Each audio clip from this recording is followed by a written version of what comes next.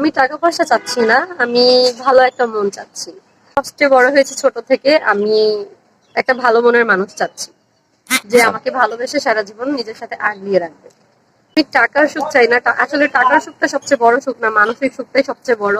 আমি চাচ্ছি যে আমাকে মন থেকে ভালোবেসে মানসিক শান্তি দিবে, আমি এমন একজন চাচ্ছি।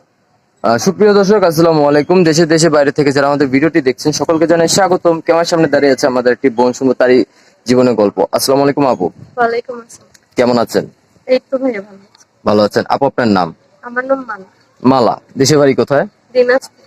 দিনাজপুর। পরিবারে কে কে আছে আপনার? কেউ নাই, ছোট থেকে মামা মামির কাছে বড় হয়েছি। বাবা মা নেই? রোড অ্যাক্সিডেন্টে মারা গেছে। রোড অ্যাক্সিডেন্টে মারা গেছে।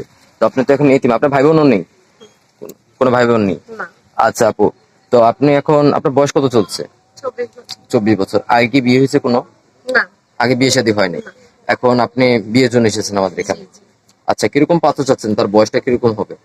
বয়সটা আমার কাছে বিষয় না, যেমনই বয়স হোক না কেন, আমাকে ভালোবাসবে, মানসিক শান্তি দিবে, আমাকে সুখে রাখবে, আমি এমন মানুষ চাচ্ছি। আচ্ছা, আপনার বয়স তো 24 বছর, তো আপনার সাথে তো 30-35 এর ভিতরে লোক কি মানাবে, তাই না?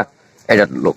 তো ভাই আপু, আপনার তো বিয়ে হয় না। অনেক ভাইরা আছে যারা 30-35 বছর, তারা বিবাহিত, তাদের ওয়াইফ মারা যায় অথবা চলে যায় বা অসুস্থ, বাচ্চা কাচ্চা হচ্ছে না, এরকম লোক যদি আপনাকে বিয়ের প্রস্তাব দেয় বিনা যৌতুকে, তো আপনি করবেন? হ্যাঁ আমি করবো, আমার কোনো সমস্যা নেই। জোর করবেন? হ্যাঁ, হ্যাঁ আমি করবো, এতে আমার কোনো সমস্যা নেই। আপনার কোনো আপত্তি নেই? না। আচ্ছা, উনি দেখতে যদি কালো হয়, মোটা হয়, সমস্যা আছে?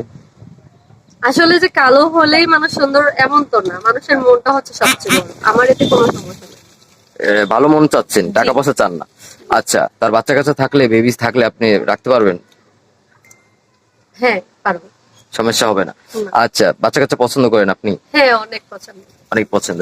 আচ্ছা, যেহেতু আপনার বাচ্চা কাচ্চা নাই, বিয়ে শাদী তো হয়নি, আপনার বাচ্চা কাচ্চা নাই, তো বাচ্চা রাখার এক্সপিরিয়েন্স আছে? হ্যাঁ আছে, মামা মামা তো ভাই বোনদেরকে রেখেছি।